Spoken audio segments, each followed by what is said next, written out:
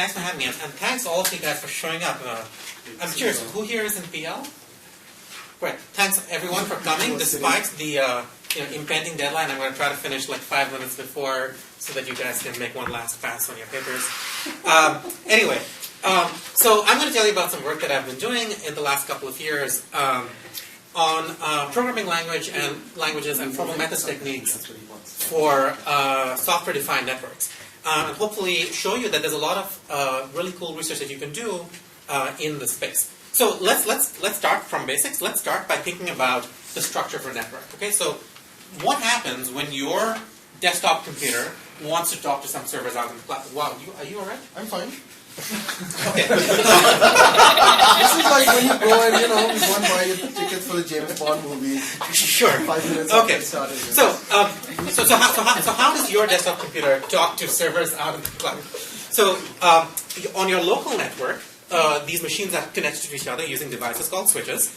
And to connect your local network out to the internet, you use a different kind of device called a router. Now you probably don't have a direct link to the internet through a router. You probably have a firewall sitting in between them. Chances are that you have several links out to the internet here at UCSD. So there's probably a load balancer, and so each router has its own little firewall. Now, a lot of you use laptops, as I am here. So for that, you have wireless access points and a different kind of firewall there. You probably have a wireless authentication server. So the point is that there's a whole variety of devices, and each device runs its own specialized hardware, speaks its own different protocol. Each one is configured using its own little command line interface. It's a bit of a complicated mess. Now, if you're a network operator, what you can do is you can go out to the internet, and I went out there yesterday, and you can buy, for $33,000 apparently, this web application firewall. Okay? And then you can plug this in, and now your web application is appropriately firewalled from intruders. But now let's say that tomorrow you decide, you don't want a web application firewall, you want some sort of email spam filtering box, or you want a load balancer or something else. You can't reprogram this box to do something else. You're sort of out of luck. You've got to shell out another $30,000 to buy a different device. Okay? So here's where software-defined networking comes in. What software-defined networking does is says, let's abandon this sort of awful, expensive world of specialized, heterogeneous devices, each running its own specialized silicon, and let's replace them all with generic programmable boxes that I'm going to call switches. Okay, so it's obviously attractive, as you can imagine, to big network operators, right? So the Googles and Microsofts and Facebooks of this world and several other companies. Some of which are depicted here, are now using software-defined networking to build their networks. And they're using a particular protocol called OpenFlow. There's several others. OpenFlow is the one that's most popular.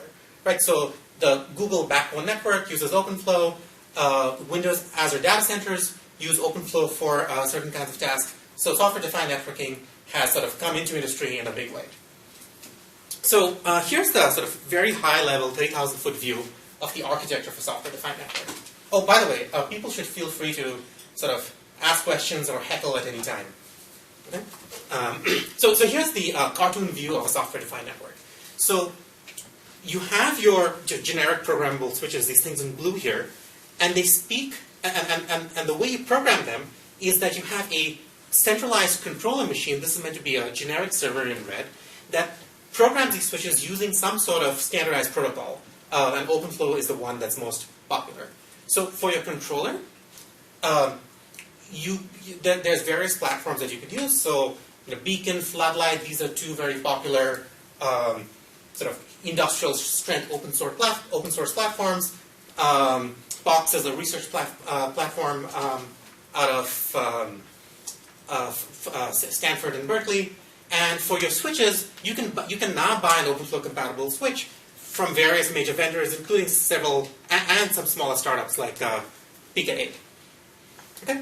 So the idea is that if you want to program your network to do something else, you just write an application at the controller and use that application to program these programmable switches.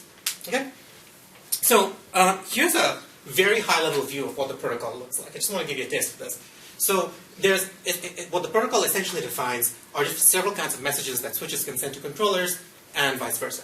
So a switch can send a message to a controller saying, the switch is up, the switch is down. It can send a message saying that a port has gone up or down if someone plugs in a wire or pulls a wire out. It can actually divert packets up to the controller for specialized processing if necessary. And the controller can send down a limited set of messages that essentially do things like query sort of various traffic statistics counters on the switch. The controller can send a message to get a switch to emit a packet. And the most important thing that a controller can do is emit this flow mod message, which essentially inserts a rule onto the switch, which directs the switch to process packets in a particular way. So, from a very high level point of view, you can think of a switch as a giant table of patterns and actions that describe how the switch is supposed to process packets. Okay. So, I want to show you. Are you going to tell us what these actions are? I mean, action is a very broad word. So we're going to see an example in just a moment, but they're extremely primitive. So they're things like send this packet out of this port, change the IP address to this, send the packet to the controller, so on and so forth. Okay, so really, really basic things, and the patterns themselves are also really primitive. You can basically sort of match on the header of a packet using a bit mask. Okay, so I'm going to show you a really, really simple SDN program, and I'm going to write it in this sort of pigeon Python. So remember that, and all I'm going to do in this program is use the packet in and packet out messages. So I'm not actually going to program the table at all. All I'm going to do is write a program that actually receives every packet at the controller and then sends the packet out. So what this program forward does is that it receives the packet at a particular switch in the port and sort of sends the packet to out of either port 1 or port 2, depending on what the destination is. Right? So at switch 1, if the destination IP is host 1, it sends the packet out of port 1. Okay? And so on and so forth. It's really dumb. Okay? So what this program does is it literally receives every packet at the controller, bouncing it back and forth. Okay? It's not very smart. You don't actually want to do this, but you can. Right? What's nice about being able to program this way is that you can simply write these basic packet processing functions and compose them. So for example, this program, block SSH, sort of blocks SSH traffic at switch 1. And if it's not SSH traffic, it's simply called the forward function to forward packets normally. Well, you can just write these functions and compose them as one does when you're programming. Okay. So the challenge, of course, is that you don't want to actually do this. You want to actually program those tables on the switch. And there's a couple of barriers to doing this well. So, firstly, the programming model for a switch is pretty baroque, and I'll give you some examples of that. And secondly, you're typically not just programming one or two switches, you're typically programming a large distributed network, and there's various timing issues that arise in that situation. Okay? So, I just want to sort of plunge into the low-level details for a slide or two here. So, at a high level, what we want to do is there's some function from packets at a particular location that we want to implement. It's a function that takes a packet at a particular location and emits possibly a set of packets at a different location. Now, to implement this packet as tables, the first thing we have to do is restrict it to a particular switch and then write it as this table. Okay? So the problem here is that the predicates that we can write down are very limited. We can't sort of write arbitrary predicates that we build up using Boolean connectors. We have to write these very simple bit masks. And second, the actions that you can write down here are very limited. So we may have some very rich packet processing transformation in mind, but the actions that we can actually write down here are really limited. And the second problem is that we're typically not just writing tables with 3 rules. We're typically trying to write down these really, really large tables, and we have to be able to update these tables live while they are processing packets. Okay, so tables are expensive. What we can't do is we can't have sort of 2 tables and switch between, and update one and switch to it when it's ready. We have to sort of update this table live while it's processing the packet. So we have to ensure that at all times the function implemented on the table is a subset of the function that we intend to implement. Okay? So to make that clear, here's an example. Let's say we want to implement that SSH blocking policy from 2 slides ago. Right? So we may begin with that empty table, and if we first add the rule that drops SSH traffic, then add the rule that forwards packets to host 1, and then add the rule that forwards packets to host 2, everything will be fine, right? So the security property, which is SSH traffic should be dropped, will be preserved if you go through this update sequence. Okay? Unfortunately, unless you're very careful to insert certain kinds of barrier messages, the switch is free to reorder these routes. Right? So what it may do is instead install the rules in this order. Right? And so while we're in these states, SSH traffic will get through. Okay? And again, it's not an issue. It's probably not an issue if you're just dealing with 3 rules. But if you're dealing with a large table with hundreds of thousands of rules, actually implementing these updates can take several minutes. Yeah. Does there always exist a proper, such a path that is good? Or I feel like with 3 rules, I could probably come up with something that has to be done atomically. Otherwise, every sort of subsequence is kind of wrong. So there always there always exists a path that is good if you insert the right if you insert barriers at the right points, and if you program the switch to sort of send unmatched packets up to the controller. So you can configure the switch so that if the packet doesn't match this rule and the only rule on the switch, it'll set it up with the controller for you to process. I see. Does that answer your question? I think so. Yeah. It may have just answered my question too. Okay. What is the barrier? It's just a message saying, please finish processing all the messages that I've sent to you in the past. Okay. Right? And so really what you want to do here, and that barrier is expensive, by the way, so what you really want to do here is you want to insert a barrier after this and not insert one out here. Because it doesn't matter in which order these 2 rules are placed. Okay? So these are some of the problems that an SDN programmer needs to deal with. And there's a whole bunch of other low-level boring details that I'm not going to get into. But, by the way, I mean, here you're telling me, you have a nice example that shows that sequence is bad and this sequence is good. But there's also the problem that in general it was not obvious, if I go back to your, even the original Python code, that which sequence is bad and which sequence is good. That's from the Python code, if you're directly programming these tables, it's not clear which sequence is bad and which sequence is good. So, my next slide I'm going to say, use a higher level language and let us just take care of all of these details. Right. Okay. So this in some sense is what it means to directly program an SDN, right? Using protocols like OpenFlow directly. And the perspective that we've taken over the last couple of years is that you should think of OpenFlow as something like as sort of an assembly language, right? And what that means is that we need to come up with some sort of higher level abstraction that's easier to program with and takes care of a lot of these low level issues for you, right? So things like, in what order should I update my flow table, some asynchronous updates across several switches, various sorts of low level events, all of these details need to be taken care of for you by a compiler and runtime system that we're going to build.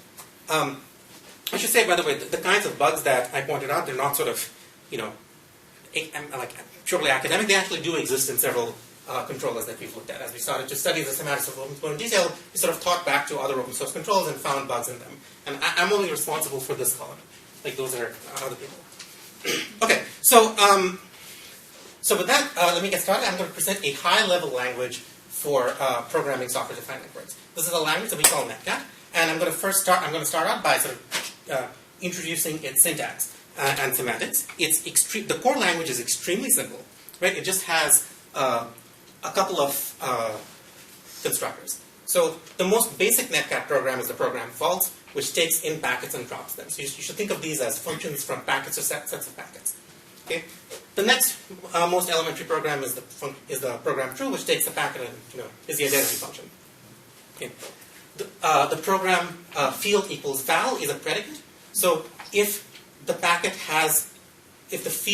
field on the packet is val, it returns the same packet. Otherwise, it drops it. Okay. The next program, set field to val, simply updates the field to val. And now we get to the composition operator. So the operator union, which we write as plus, takes in the packet, logically creates 2 copies, applies it to 2 sub-policies, and then produces the union of the 2 results. And the operator semicolon sequencing sort of runs the packet through 2 policies in sequence, possibly producing a set of packets. Yeah. And finally, the operator not sort of produces the packet if the sub-policy drops it. Okay, that so seems a bit crazy. I don't know.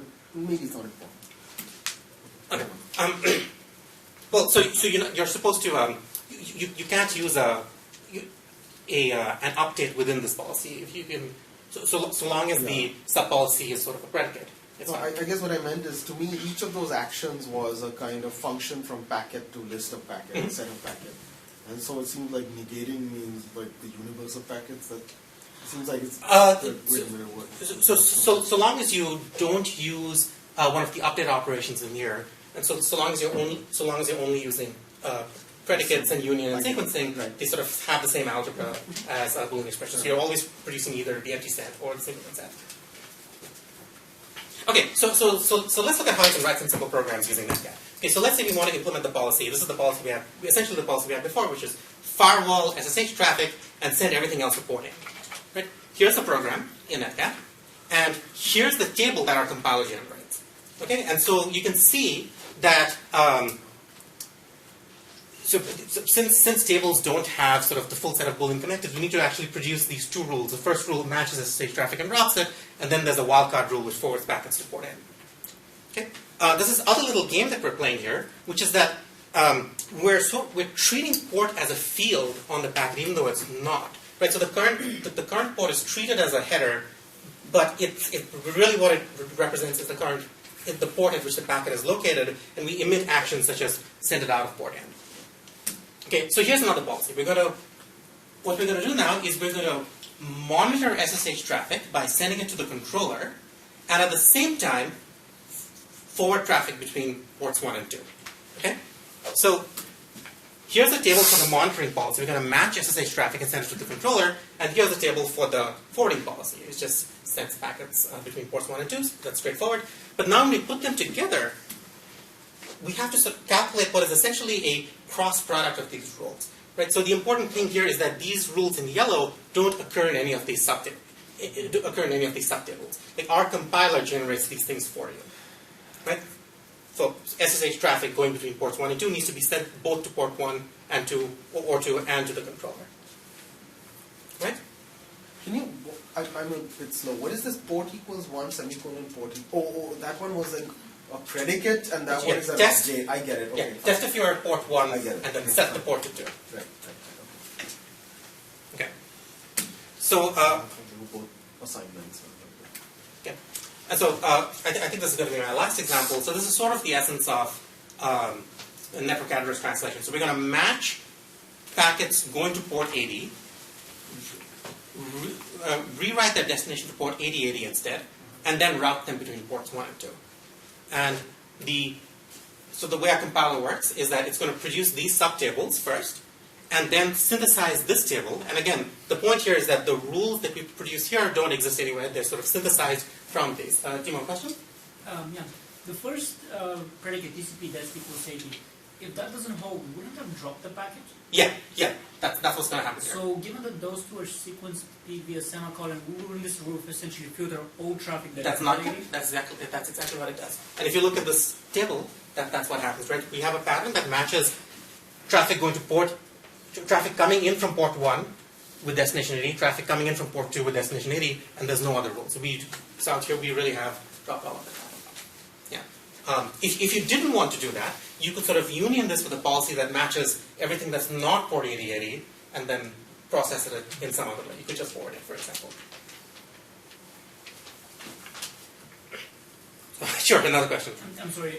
No, it's the fine. question is about the previous example. Is there a way to express the same policy in fewer rules, basically escaping this sort of cross-product combinatorial explosion? I believe this particular policy was, this particular policy is minimal. I don't think this can be expressed in any fewer rules. But you're right that in general, it may be that as we do this cross-product, we come up with too many rules, more rules than necessary, and we may need to shrink that. I mean, rules are expensive. These switches can only hold, have finite capacity, can only hold so many rules. And so we certainly don't want to generate extraneous rules. And that's going to be part of our toolchain. We're going to have a rule table optimizer. Okay. So hopefully you can see that even with this really simple language, you can begin to build up large modules. So the goal here is to be able to write modules that perform typical tasks like monitoring, firewalling, load balancing, and so on. Sort of test them in isolation, verify that they work correctly, and then put these modules together themselves using the composition operators I just showed you, and they will then behave in a predictable way. Okay? So it's going to be easier to, they're going to be reusable, it'll be easier to debug, easier to test them, and so on. Okay, so, I've been alluding to a compiler, and I'm not going to sort of belabor the point. Writing this kind of compiler is actually fairly straightforward. It sort of works by recursive descent, producing little tables for atomic operators, and we sort of lift these composition operators to sort of these table transformers.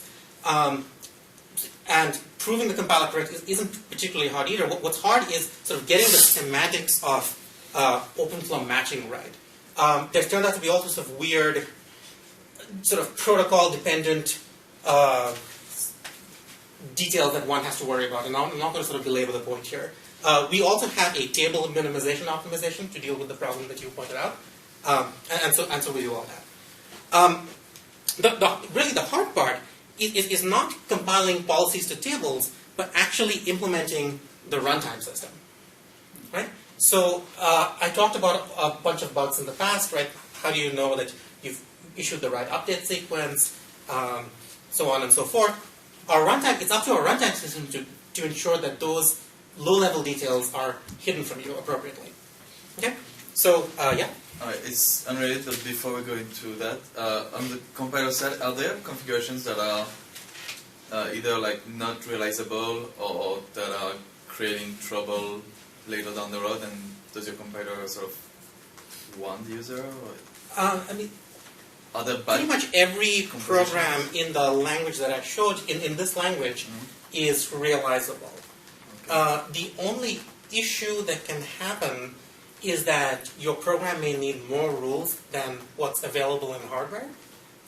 There are various sorts of rule caching tricks that one can pull. It's actually not easy to do at all. So some collaborators of mine at Princeton have looked at this problem. They built this generic sort of rule cache where they truly just treat the switch as a cache that has the hot rules. And the thing there is you can't just sort of take off the end of the table. That may not even be the most efficient thing to do. You want to be able to remove rules from the middle. Rules have dependencies with each other. How do you deal with that? So on and so forth. So that's the only issue that can happen. That can arise. Were you thinking of something else? Or like if there could be some sort of cycles or things that are just going to make they are realizable, but they're going to make a network configuration that just is going to not work. Well, okay, so so far I've been talking about programming a single switch, right? What may happen is that, so the way you're going to program a larger network with more than one switch is by writing one of these programs for each switch. And you may then create a network that has a cycle, or like a black hole where packets go in and no packets come out. That kind of problem can happen. Yeah, I'm going to get to that in a moment, right? So, okay? Sure. Can I ask you? Yeah. I mean, it seems actually that, I imagine this is actually quite closely related to things like SQL query optimization, because in a sense, I don't know why I say that, but I think if you squint really hard, you probably find, because essentially you have a bunch of wheres, and you can think of this, yeah. A lot of this as actually joins, and yeah. so on and so forth, right? Now, what then that begs the question is that in the SQL world, you often want to use characteristics of the data set itself to figure out, there may be multiple ways you can implement the rules, and maybe you want to pick one set of ordering because it's more based on the traffic pattern. Exactly, based on your traffic patterns. Has anyone tried to do things like that? To the best of my knowledge, nobody has tried to do that. That would be a cool idea, though. I've talked about doing something similar with my group. I think when you have more rules than hardware supports, that's when these kinds of optimizations can be helpful. Right. Yeah, if your hardware just these boxes process packets in sort of constant time, no matter how large the program is, as long as you can fit them. Right. It's when you have to sort of move rules in and out. That's when these kinds of optimizations would be very helpful. Okay, so runtime system correctness. Okay, so to build a correct runtime system, we're going to have to understand this low-level OpenFlow protocol. Okay, and so here's OpenFlow in in a slide, very small pages. And this is like, this is I think the first or second version of OpenFlow. It's since expanded to 300 pages of stuff. So I'm going to do the usual PL thing of condensing this down into a little semantics that's going to also fit in the slide, but be much larger. You can like almost read these things. Okay? So now, of course, whenever you do this, you're throwing something out. Okay? So for full disclosure, what I'm throwing out is all the various error codes that can happen, and they're all sort of taking the system to the model to a stop state.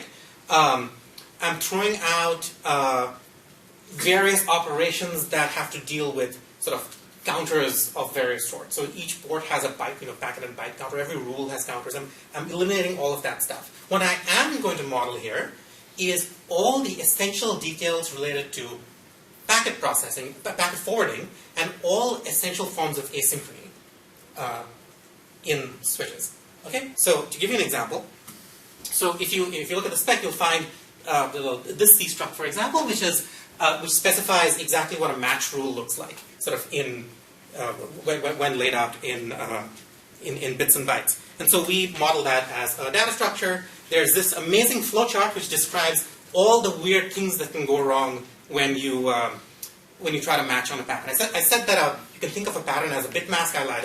It's really not that simple. It's actually that stupid flowchart. And so we sort of implement that as a little function. And so we have this detailed model of matching, forwarding, and flow table update. Okay?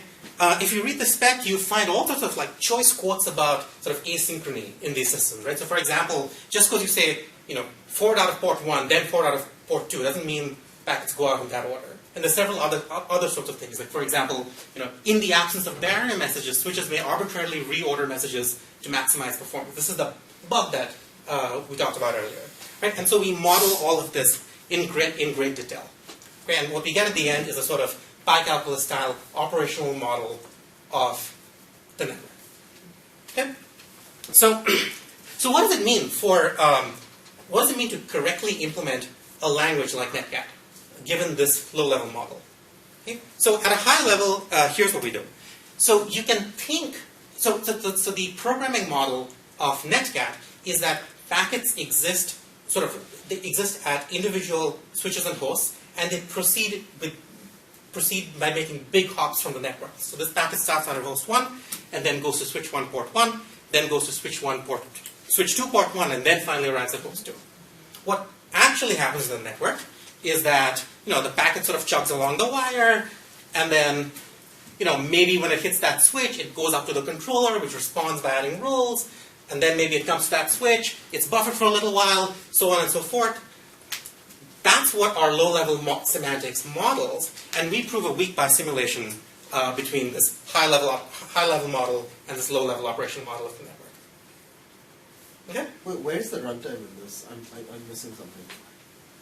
So the runtime system is issuing these add rule messages. It's processing packets that go up to the controller. Right. And somewhere or the other, the high-level semantics is literally exactly just what your NetKAT program. Hop to hop, yeah. I get it. And you prove this is true for all NetKAT programs, for all programs Correct. that you write in your source Correct. language. Okay, fair enough. That makes sense. Okay. Another question? This may not actually be a major question, but at a high level, what is your correctness statement of the runtime system say about a packet that's halfway through the network while you're updating it? Like, are you saying it's consistent? It's going to follow all the old policies or all the new policies? Oh, okay. So this is for a single policy. So this does not deal with sort of updating from one policy to another. There's some other work that does. So this is that if you have a single static policy that implements a sort of hop by hop function, then it's implemented correctly. So the policy is already been deployed. Like all the messages are. No. So the policy has not already been deployed. The policy has, think of it as you've just started to deploy the policy. So not all the rules are at the table yet. It would be pretty boring if all the rules were already at the table. So that's actually exactly the problem I think that I'm referring Yeah. to. It's you're starting to deploy this policy. Yeah. You have a packet halfway through the network. And the policy is not yet fully deployed. So like there's no rules yet at the switch. Yeah, so it's halfway through. Yeah. But maybe you're gonna add some rules. We're going to add rules in the future, hopefully. Yeah. You may catch it. You may catch it with some of those. Yeah, you may not catch it. And if it's not caught, then it gets sent up. Okay, if it is caught, it's processed by the switch in a manner consistent with the policy. If it's not caught, it gets sent up to the controller, which is what that was meant to depict. And then the controller forwards the packet per the policy. Right? Because I mean, that's what it takes to make this correct. Right? You have to, the controller has to be ready to interpret packets if the switch isn't ready to process it. Yeah? So in effect, you're inserting sort of a catch-all rule that says, if none of the other rules apply, send it to the controller and make sure you... Yeah, this is how these things are built. Yeah. And you would like that rule to not be triggered as much as possible, but you need to do that for purpose. You could, if you were happy to sometimes drop packets, you could just not do that, I guess. And it's probably okay. I mean, networks sometimes drop packets, so it would be fine. Yeah. Does the controller add rules whenever it's being triggered that way, or does it somewhat asynchronously from whatever happens packet-wise also add rules? It's a complicated question. It's asynchronous. Okay. Yeah. Let me move on and listen to more questions about the slide. Okay. So right. So the NetKAT programmer can reason hop by hop, and the real property that we get here is that the low-level behaviors cannot be observed by someone programming in NetKAT. Right? You don't know whether the packet is halfway through a wire or not. Okay. So so I wasn't going to get into this in detail. Everything I've talked about so far, we actually formalized and we got so the low-level network model, the compiler, the runtime system, and so on. We extracted it, linked it with serialization libraries in OCaml, and it actually works. And I can talk about that in more detail with anyone who's interested. But I think what's interesting about what we did here is that we didn't just prove the theorem for NetKAT programs. It actually holds for any controller that satisfies that meets these two really basic invariants.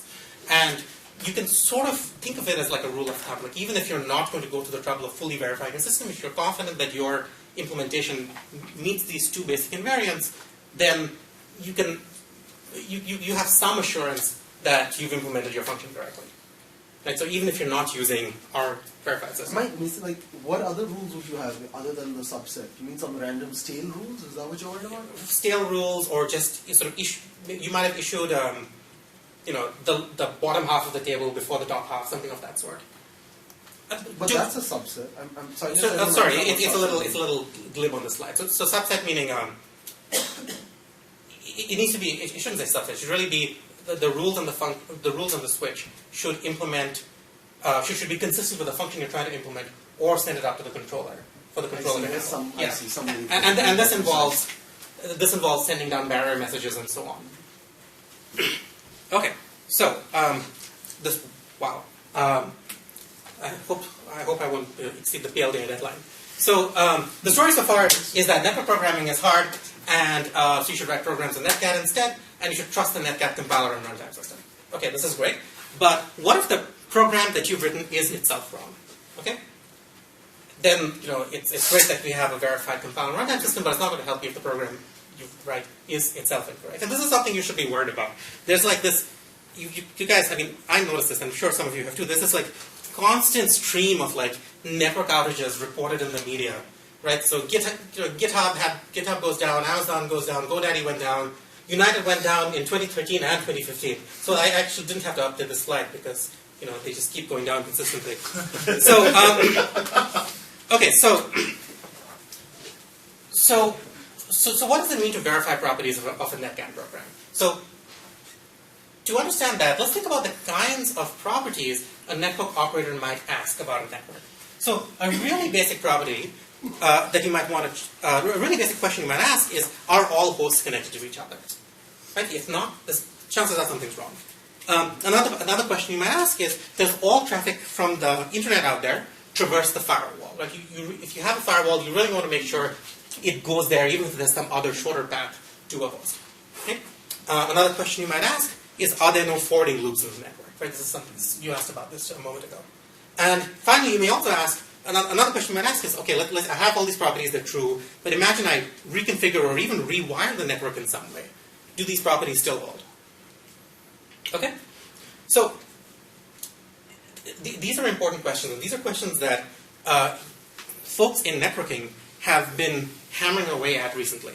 Right? So there's several tools that check these kinds of properties of networks. Right? And the way they work is by sort of building a low-level model of the network, by sort of reading low-level rules like OpenFlow rules, combining that with a model of network topology, modeling that using everything from SAT solvers to model checkers to custom decision procedures. And so something that we could do is we could take a program written in NetKAT, compile it down to a collection of tables, combine it with a model of the network topology, and then use one of these existing tools to verify properties, to verify these properties of networks. Okay, so we could do that, but there's a couple of reasons why we may not want to. Why we may want to do something else, something better. So first, I should point out that these tools do not faithfully model the network the way we do. But I think the bigger reason we may not want to do this is that this approach doesn't support reasoning in NetKAT itself. Right? So the whole point of having a high-level language is that you should be able to reason about correctness properties in the language itself, and you shouldn't have to step out to some other external model. Okay? So let's look at a small example of that kind of reasoning. So let's say that we have this simple network that we had before, where we were firewalling SSH traffic on that switch, and then we just moved the firewall to that switch instead. These two, in some sense, these two networks are equivalent. And we ought to be able to reason about this in NetKAT itself. Okay, but we can't do that because the NetKAT programs only describe the behavior of a switch. They don't actually describe the structure of the network. Okay? So that's what we're going to do. We're going to figure out a way to sort of encode the structure of the network in a NetKAT program itself. Okay, so to do that, we're going to have to be able to describe inter-switch paths. Right? So let's think about how paths are constructed, right? So, the simplest kind of path is just a segment that connects one switch to another. We need to be able to... So, actually, can I pause you for a moment? Because as I was thinking about exactly this, that it seems like you can't talk about the network. But then it occurred to me you can talk about the network, because after all, what is all this port 1, port 2 business but the network? And you are in fact describing, like, if I say send to port 1, I say send to port 2. Yeah, but I don't know but within the NetKAT term itself, I don't know what port 2 on this switch is connected to on the other end. Right? I mean, I have a NetKAT program for this, I have a NetKAT program for that, but I have no way of describing that port 1 on switch A is connected to port 2 on switch B within NetKAT itself yet. Okay, so let me tell you why that's slightly counterintuitive.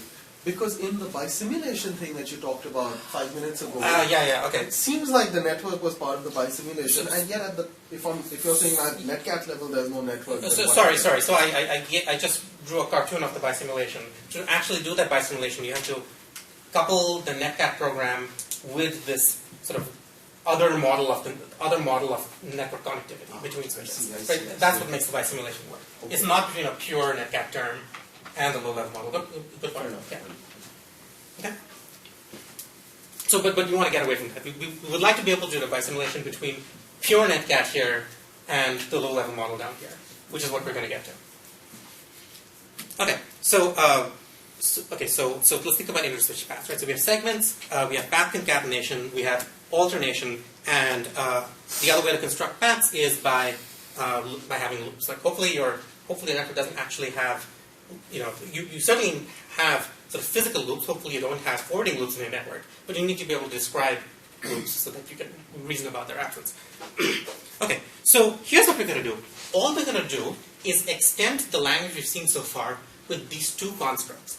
Okay, so this describes a segment, a path segment between switch 1 and between switch S and switch S prime. Ball star indicates looping iteration, and it turns out that we can reinterpret these composition operators as path concatenation and sort of and choice between this path or that path. So what we're going to do is, so we used to think of these policies as functions from packets to packets, but now we're just going to reinterpret them as functions from paths to paths. Okay? I have to say I'm very confused by this. Because I'll tell you why, okay? Earlier, I was thinking of your Paul as the list monad. As the list monad. Because that's Yes. kind of what's going on. Correct. You squint at it. But now it's something completely different. It's this weird thing with It's a list of lists where the outer list represents sort of multiple paths and the inner list represents the sort of the trajectory of a packet through the network. I guess earlier it was a transform, right? It was Right. like, give me a packet, and there was no notion of path, and somehow this path thing seems to be something slightly different, but maybe it'll become clearer as we go on. So, why don't you go on? Okay, well, please, Let's just let's come back to this. Yeah, if, maybe we'll come back to that okay. in the file. But do ask me again Yeah, if it yeah. still isn't clear. Okay, so NetKAT actually has an interesting algebraic structure. Right? So it turns out that this fragment of the language, programs that are exclusively in that fragment of the language have the structure of a Boolean algebra. Programs in that fragment of the language have the structure of a cleaning algebra, and the stuff that we've added, these sort of packet processing primitives,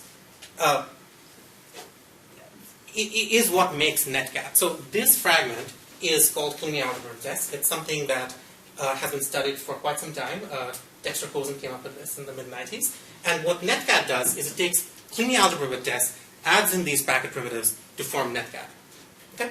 So what we've done is we've come up with a sound and complete axiomatization of NetKAT. So it's an equational theory that's sound and complete with respect to a very simple denotational semantics. And what the equational theory lets us do is prove sort of equivalences of this kind. So here in sort of fine, in very small print, is a proof that a NetKAT program that represents this network is equivalent to a NetKAT program that represents that network. So that's something you'll find in our paper. Okay? So in addition to proving sort of equivalences between networks, you can also use it to prove the kinds of properties that I was talking about earlier. Okay? So let's start with the first one. So can host A send packets to host B? Okay? So if we come up with a NetKAT program that describes the structure of this network, so the connections between switches and the functions at every switch, let's call that program B, then host A can talk to host B if the inequality at the top is true. Right? So here's how you should read that. So what we're going to do is we're going to test to see if the packet is at location A. Then we're going to run the packet. Then we're going to run the program P, which represents processing this arbitrary packet from A through the network, and then test again to see if the packet has arrived at location B. And if that is not equivalent to drop, that means yes, there is some way to go from A to B. Okay. So let's talk about one other property. So can A SSH into B? So what this program does is test to see if there's a packet at A, test to see if it's an SSH packet, run it through the program P, test to see if it's at location B. And if that's not equal to drop, yes, there's a way to send an SSH packet from A to B. And you can check sort of richer properties like, do all packets go through this waypoint W and things of that sort. Some of the other things that you can do is reason about things like traffic isolation. So what we proved was that if you have two programs that are sort of logically isolated but running on a shared network, so think two programs running on sort of two different VLANs or any other way of sort of isolating programs, then that's morally equivalent to running each program on sort of its own copy of the network. And finally, the compiler correctness theorem that I showed you earlier, which sort of that sort of related the semantics of NetKAT terms to semantics of flow tables, can actually be sort of redone entirely using the equational theory. It turns out that we can describe tables as sort of programs in a particular shape in NetKAT, and we can justify each step of the compiler just using the equations of NetKAT. Okay? So you need to do a little bit of work to go from this to a table, but it's actually pretty straightforward. Okay. So, any questions so far? Yeah. The tests you showed bear resemblance to pre and post conditions in relational programming. Yeah, they are. And as such, given that your language supports some notion of loops, I was wondering if the equivalent problem of like having to figure out loop invariance arises in your domain Or if this is easy to do automatically, basically, and you don't need any extra Okay, so interaction from humans. So this is work that I didn't personally do, but some of my collaborators actually built a sort of complete decision procedure, sound and complete decision procedure for NetKAT. So you actually don't get into the problem of having to sort of gin up loop invariants. Right? So the programs are, I mean, yes, they have loops, but they are finite state. Yes, I just got a bit confused by your last example on the previous slide. Oh, the waypointing example No, this previous, no, even previous, sorry. Yeah, can you put the programs again?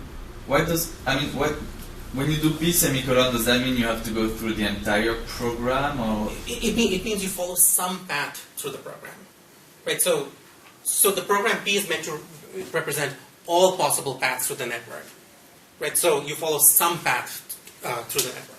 So But think so of that's it right, as- because semicolon feels like it should wait for the path to be complete or something. It feels like, So I think maybe you're puzzled by the associativities. You think of that as lock equals a semicolon p semicolon lock equals b. Is not equivalent to 0, because otherwise the way it's written you somehow think of it as b not equals 0. So really this is one program. I that's another understand program. this, I understand this. Yeah. My question is more about the last line. The very P last one. semicolon location should be W semicolon. Let me try to pronounce what the program is, what the inequality is saying. So if you take a packet and you run, and it sort of starts off running through P, it could start anywhere in P, and then you test to see if the packet is a W, and then you continue running it with P, and then test to see if it's a P. So if that's not equal to 0, that means that all packets do go through W, right? So they all you may start out processing in P, but you won't. But the only way to get to B is by going through W. I Yeah. now I understand Like, why so you're confused. The point is that when you say P, you're not necessarily like going all the way through. All the way to as, P. as far as you not to possibly be could yours. through Yeah, P, yeah, right? just saying, through like- this fragment of the network. Yeah, not like, into take P. some number of hops through Yeah. P, and then say that the location is W, Yeah. and then keep going. Yeah. Tim? So is it possible to express the slightly different policy of any packet from A must pass through W before it reaches B? Yeah, you can. This is more general, but yeah, you could definitely do that too. And that we have, that's exactly the example in our paper. Are Yeah. there useful properties that you can't express? So the most obvious is the quantitative properties. So this is just a model of forwarding. So you can't reason about things like congestion, latency, and things of that sort. These are important properties. Are we out of time? Is that why you're looking at me? No. Oh, sorry. Oh, you're wondering if I was going to ask a question. No, I wasn't. Yeah. Okay. You're looking at me like. Oh, sorry, no. No, there's something that puzzles me, because some of the other papers that I've seen on this business, I guess what puzzles me is your statement that everything is finite state. Because that means that, it somehow means that whatever the network model is, you know exactly what it is. Is that basically in your NetKAT program, you have encoded a single topology. You can't say, you see what I'm saying? Yeah. And, You can't. I find that hard to reconcile with these other papers, say, that I've seen from, say, Muli Sahiv. Yeah, okay, so let's understand what NetKAT is not doing, right? Yeah, So yeah. using these programs, you can't describe sort of dynamic behavior where first the network does this and then it starts doing that, right? So like you can't describe programs like using pure NetKAT like a stateful firewall where you will only sort of block traffic. You'll let through traffic this way and then start letting through traffic that way. You can't express like a NAT which sort of sets up a rule and in response to a connection. No, I didn't mean temporal things. So even if, for example, I might want to say things like, this policy is fine if you run it on a network that is, let's just say, tree-like, right? Where I have somewhere describing what tree-like means or acyclic means. So we But can't in your do case, when I say the tree that looks like Yeah. A has two children, B and C, Correct. C has two children. Correct. That, You can only verify. So it's finite sense, yada, all of that is true. Right. When you have a precise model of the exact topology you're Of running a it on. specific topology, of a specific topology. Right. Okay, fair enough. Okay, so in some sense we're no different from a bunch of other work on what's called data plane verification, so Right. header space analysis, anteater, things of that sort. It's at a higher level. But there are other properties that you could ask for, such as some of Muli's work, like Shriram's flow log work. Yeah. And I can tell you why Well, so they can verify certain kinds of dynamic properties, or they can verify properties that are sort of quantified over a class of topologies. There are properties that we can verify that, perhaps surprisingly, they can't. So it's sort of a trade-off. Okay. So I'm going to finish pretty soon, like about a minute before the deadline. What's this deadline? Speaking of, never mind. Kidding. Okay. So the story so far is, programming networks is hard. You should write your programs in NetKAT, trust the NetKAT compiler at runtime, and you can use the equation theory to reason about end-to-end network behavior. Okay? And so in the last couple of years, we've been fortunate to actually have a couple of users. So for example, there's this thing called Flowlog out of Brown that uses the NetKAT compiler at runtime. There's this other project, Path Queries, that uses the NetKAT compiler. There's this language that's closely related to NetKAT called Pyretic that has since basically re-implemented our compiler. And there's these other projects, SDX and Kinetic, that use Pyretic, so in some sense use our compiler too. So what's great when you have users is that... Sorry? No. Yeah. No. Okay, so what's great about having users is that they start to really hammer at your program and break it. So now I'm going to talk about performance. So to talk about performance, I want to focus on this paper SDX, okay, a software-defined internet exchange. So an internet exchange, so this was a recent SIGCOMM paper, an internet exchange is sort of a physical place where sort of wires from different providers sort of connect up with each other, right? So this is where Comcast exchanges traffic with Time Warner and AT&T and so on and so forth. Right? And there's various policies governing who sends traffic to what, who sends traffic to who accepts traffic from who, so on and so forth. And the way these things are presently implemented is that these policies are determined using BGP. And what the SDX paper says is that, well, for increased flexibility and reliability and for various reasons, let's consider not using BGP and let's use one of these. Let's use SDN and one of these high-level policy languages. So SDX uses Pyretic as a policy language and argues through its extensive case studies that using Pyretic is better than using sort of BGP directly. Okay, so here's a graph from the SDX paper, which really stresses the scalability of the Pyretic compiler. So what they say is that when you have an internet exchange with, let's say, 300 different participants, 300 different Comcasts and Googles and so on and so forth, then simply compiling the policy takes 10 minutes, right? So what that means is that, let's say something happens and Comcast wants to update the policy. Let's say that there's a denial of service attack, and Comcast wants to update the policy at the internet exchange to block the denial of service attack. Then it's going to take 10 minutes to simply implement that policy because, well, 10 minutes and more, because that's how long it takes to compile the policy. And 300 participants, by the way, is pretty small. It turns out that many sort of large internet exchanges around the world have significantly many more participants. Is that the time that takes for deployment also? No, this is just to compile it. The deployment will take more time too. Okay? So the compilation algorithm that I've shown you so far is pretty slow. But there's something, that means there's something weird about it. About I'll tell you why. So let me tell you what the cognitive, what I'm puzzled by, right? Imagine I write a function in whatever, pick your favorite language, right?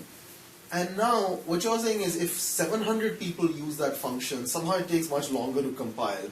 No. I'm sorry. There's something weird. So the idea here is that 300 people are going to each write their own policies using Pyretic in this case, that sort of govern what traffic they accept and who they send their traffic to, and they're all going to be synthesized together in one very large policy. I get it. That describes all their sort of pairwise interactions. So it's like literally plus, is that? I mean, it's not plus, it's a different composition. It's like, basically you get to specify sort of two different policies, who you're sending to and who you're accepting from. I get it. Yeah, so it's not quite just plus. It's like sequencing and stuff, but yeah. No, but then is there a quadratic growth in the program size as the number of participants goes up? No, there's not a quadratic growth in the program size. That's not what's causing this slowdown. What's causing the slowdown is that, well, in the next, the algorithm itself is slow. Right. Yeah. Okay. So so recall that this is the algorithm I showed you earlier. But basically, we would take individual programs, compile them down to tables, and then lift these composition operators to sort of table composition operators. Okay? And doing that involves sort of considering sort of all possible interactions between these rules. Right? So this composition operator is necessarily quadratic. Right? And as you build up, larger programs from smaller ones using composition operators along the way, you wind up with this tower of quadratics, and you can see where this is going. Right? So this. Whoa, my computer's trying to shut down. And so compiling to tables in this way is extremely inefficient.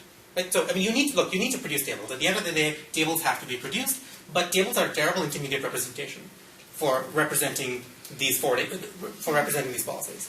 Okay? So what we do is we use a different data structure. So we use a data structure that's based on binary decision diagrams to represent policies instead, and we sort of get many of the benefits of binary decision diagrams, in particular like fast composition, fast equivalence checking, and so on. And what we do is I'll talk a little bit more about a data structure in just a moment. And so basically we use these binary BDD-like data structures all the way until we get to the very end when we just produce a table. Okay? So the data structure, we call it forwarding decision diagrams. So they're different from binary decision diagrams in the following way. If you think of these NetKAT policies, what they really are, they are mostly the identity function. If you think of them as functions from packets to packets, right? For the most part, they don't muck with the packet at all. It might change the destination IP here, might change the port there, but on most of the header space of a packet, it is the identity function. So really, what our forwarding decision diagrams do is that they're this sort of more optimized version of BDDs, which sort of give you sort of constant space representation of the identity function and then express deltas on that. Okay, and so all of these operators sort of can be implemented efficiently on forwarding decision diagrams. But, in this case, it's only for a very small network, right? Because when we do build the network is bigger, they take more time, and then the communication is reduced in that part. Because you add more address, and then when you add more address, the time they need to. Let me show you a little graph that shows you the size of network we started on. So first, I just wanted to show you on the SDX benchmarks. This is sort of replotted in log scale. We do a heck of a lot better. So they would take 10 minutes, and we finish in less than 2 seconds on all of these. Right? We have several other benchmarks in our paper. Let me point you to this one. So what this is showing is how long it takes to compile a forwarding policy for a factory. Right? So it's time on the y-axis, and this is the number of pods in a factory on the x-axis. So for people who don't know, a factory is sort of a canonical data center topology design.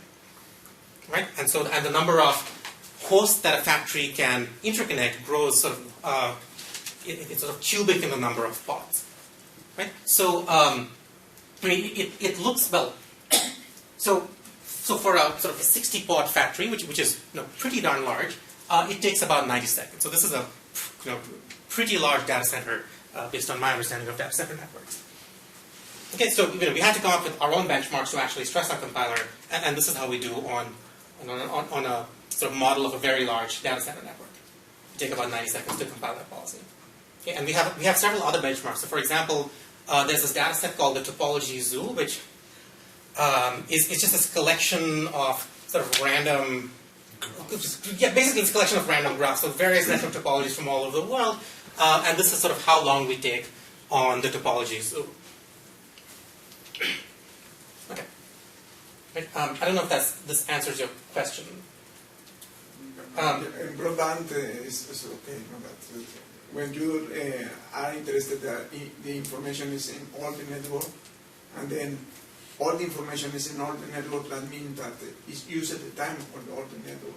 But by all the And when all the network, because the quantity of the information that you send the one computer or the other computer, you use the connection, the band, the connection between both computers. I don't know if that's I think all of this is well before the network comes in. He's just compiling. Like all of this is completely independent of bandwidth and so on. Right. It just has to do with compiling the program. So this is just building forwarding You rules. don't consider how is the wideband of the communication? This tells you nothing about sort of network performance. It's actually independent of our particular compilation techniques. That really is a sort of hardware question. Anyway, okay, so anyway, I'm a little bit over, so let me quickly conclude.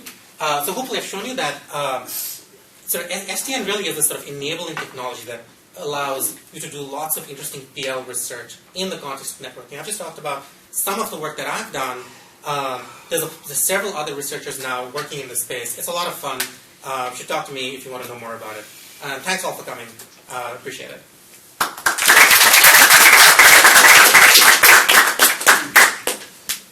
Okay. More questions?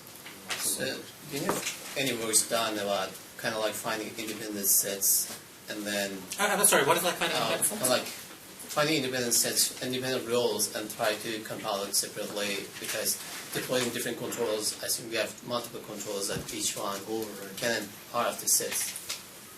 I don't know if I can. Oh, you're saying, what if you want multiple controllers Yeah, to in terms of compile compiling, independent? you compile it to kind of like independent sets and then compile those independent sets separately. Well, if I understand the question correctly, it's what if you want to have multiple controllers sort of supplying policies and how That do you can be a compose- use case. The NetKAT approach really sort of advocates for having a single sort of logically centralized point where the global network policy is defined, right? So yes, you can have a system where you can have like a distributed system where different controllers assemble their own policy. We actually do that. But then you need a centralized point where you compose them all together. So I think if I refine your question a little bit, maybe what you're asking for is that it's unreasonable to expect. I mean, the way you're describing it, you basically need to know every program that's going to run up front, right? Wait, sorry? You need to know every program that's going to run up front and somehow compile them all at once. While instead, another approach might be that you give me a policy, and somehow I'm able to come up with some signature, or let me just use the word effect for what that policy is doing, such that now I have a bag full of policies, right, which I've compiled and are running. And now when Mario comes to me with some new policy, I can just check, hey, does this interfere with any of my existing policies in any way? And if not, it's like, oh, it doesn't. Look, it's completely independent, so I'll just compile this on its own and just like belch out all the rules for it, and it's all good. That'd be a cool optimization. Just completely isolated. Yeah, because we have separate compilation. Okay, so unnecessary. So separate compilation is key. Yes. So I would argue that it's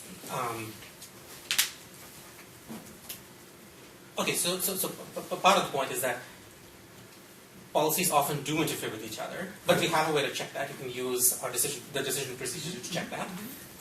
But if you can prove that they don't interfere, which you can do, that would be a good idea. How would you use But P1 and P2, and how does one express that they don't interfere in your decision procedure? You can take policy intersections. Intersections, It's not in the language, but you can do that. You can define that. Yeah. But it's not quite what you're saying, because that deciding that intersection will take more time, I think, than what you were alluding to when you said sort of summarize the effect. I think he's just saying, what situations can you just say, this one is independent, compile this one, bench out a bunch of rules, compile that one, bench out a bunch of rules. Presumably, if this exists. Because I'm sure there are cases where there will be intersections. So something that we've done, this is not quite what you're asking for, but we okay. So I didn't get time to talk about everything, but we have what we call the virtual compiler, which sort of takes policies written for virtual topologies and compiles them down to the network. So one of the things that you can do with the compiler, or rather it's sort of in progress right now, is you can you can sort of create sort of a base policy that supports multiple virtual topologies, and sort of install that on switches, and then as your virtual policy changes, you can just make a small tweak to the rules on the switch without changing everything else. Yeah. Let me give you an example. So assume that we are checking packet headers, right? IP packet headers and the MAC headers and this header. It creates some sort of hierarchy so you can filter it out. Right. So if you first check kind of like this capsule, then this capsule, then the capsule. So it's a way that you can kind of like cluster your packets. Just an example. Does that make sense? Sorry, I didn't quite follow that. Well, imagine, okay, so you might have policy 1, and somehow upfront in policy 1, you just check, let's just say every packet has a tag, and the tags are either is a color, red, blue, and green, right? And this policy only looks at red packets, it doesn't talk about anything else, and somehow you just have a predicate up front. So I'm only looking at red packets, I'm doing stuff with them. Right. And there's another one that only talks about green packets, and another one that only talks about pink packets. Then essentially, there should be some way of sort of like you don't have to do all this fancy. Absolutely. So this is, since you mentioned those colors, we did something of that sort here. I just drew a little cartoon here, but what we actually did was that we came up with a way of taking two policies, verifying that they are working on sort of red and blue packets, and sort of the translation procedure. This was sort of a theoretical exercise, but if you look at it the right way, it sort of describes a compilation process that I think gives you what you're looking for. It gives you the sort of server compilation. Thanks. Okay, let's take any further questions offline.